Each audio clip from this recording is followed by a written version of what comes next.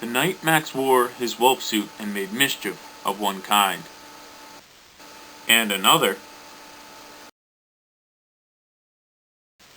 his mother called him Wild Thing, and Max said, "I'll eat you up." So he was sent to bed without eating anything.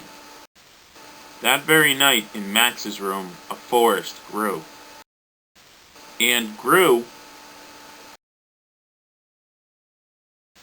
And grew until his ceiling hung with vines and the walls became the world all around. And an ocean tumbled by with a private boat for Max, and he sailed off through the night and day. And in and out of weeks and almost over a year to where the wild things are. And when he came to the place where the wild things are, they roared their terrible roars and gnashed their terrible teeth and rolled their terrible eyes and showed their terrible claws. Till Max said, "Be still," and tamed them with the magic trick of staring into all their yellow eyes without blinking once. And they were frightened and called him the most wild thing of all, and made him king of all wild things. "And now," cried Max, "let the wild rumpus start!"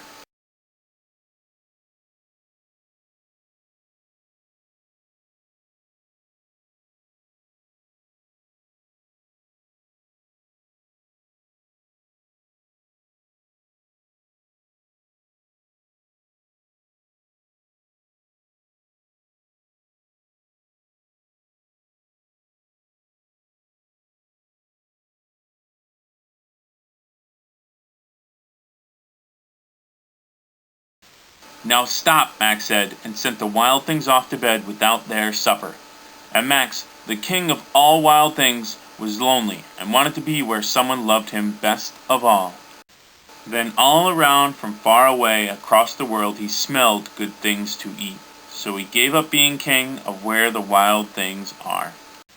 But the wild things cried, "Oh, please don't go. We'll eat you up. We love you so." And Max said, "No." The wild things roared their terrible roars and gnashed their terrible teeth and rolled their terrible eyes and showed their terrible claws.